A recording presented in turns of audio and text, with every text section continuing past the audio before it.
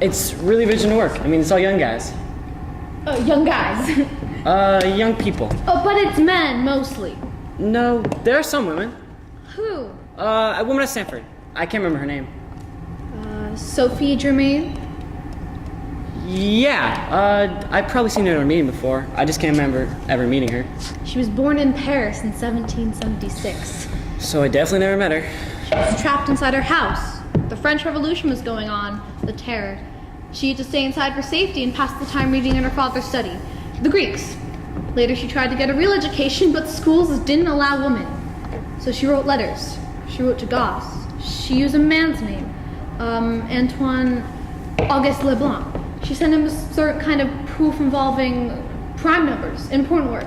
He was delighted to correspond with such a brilliant young man. Dad gave me a book about her. Sophie Germain, of course. You know her. Yeah, German primes. Right. They're famous. You double them, add one, you get another prime. Like 2. 2 is prime, double it, plus 1, 5. Also prime.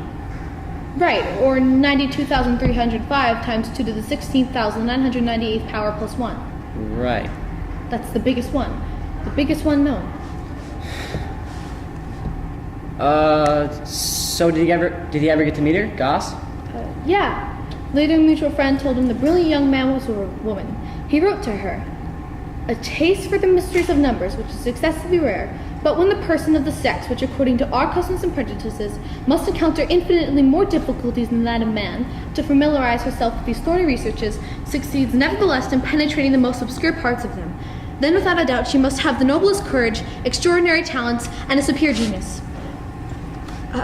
I memorized it.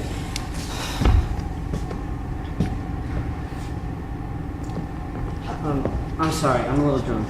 It's okay. I'm sorry about yesterday, I wasn't helpful. No, you were fine. About the work you're doing, take as long as you need upstairs. No, my time was terrible. Anyways, you're probably right. What? About it being all drunk. Yes. I was reading through some of the books the other day, mostly skimming, except for the book I stole. Oh God, I'm so sorry about that. No, you were right. I shouldn't have called the police. It was my fault. I was awful. Anyways, I'm starting to think the book's the only loose one, really. I mean, there is no math in it. No. And if I can't find anything in a couple of days, well then... Back to the drums. Yeah. And your own research? Such as it is. What's wrong with it? Well, it's not exactly setting the world on fire. Oh, come on. It sucks, basically. Harold. My paper's getting turned down for the right reasons. I mean, the big ideas aren't there. It's not about the big ideas, it's about the work. You've got to chip away at the problem. That's not what your dad did.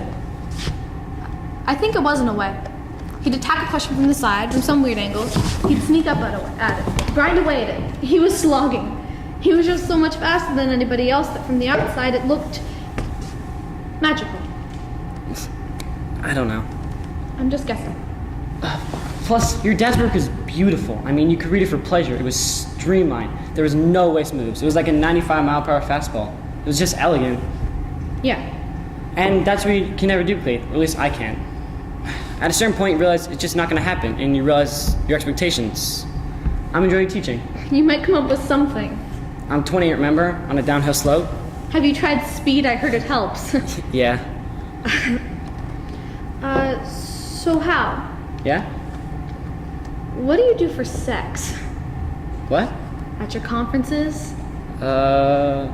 Isn't that why people hold conferences, travel, room service, tap-deductible sex, and big hotel beds? I don't know.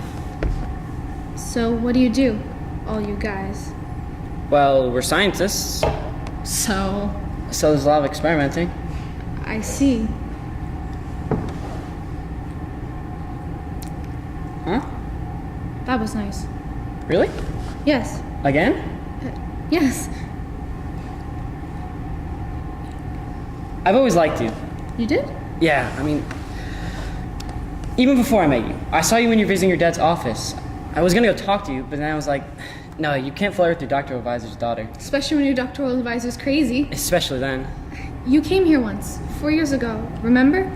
Yeah, I can't believe you do. I was dropping off thesis, my thesis for your father. I mean, Jesus, I was nervous. You looked nervous. I was. I can't believe you remember that. I remember you. I thought you seemed not boring. Seen.